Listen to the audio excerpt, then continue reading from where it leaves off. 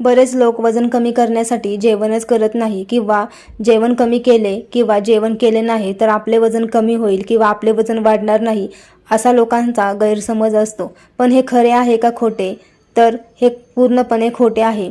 जेवण कमी केल्याने वजन कमी होत नाही, या उलट शरीरातील मसल लॉस होणे, केस गळणे, सतत थकवा येणे आणि डार्क सर्कल अशा समस्या निर्माण होतात।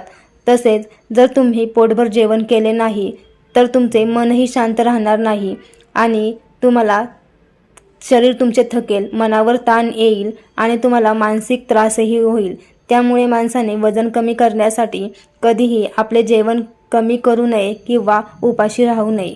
जर तुम्हाला वजन कमी करायचे असेल तर त्यासाठी एकच उपाय आहे, तो म्हणजे योग्य आहार आणि डेली व्यायाम किंवा योगासने, चालणे, व्यायाम करणे हा त्यावर एक बेस्ट उपाय आहे।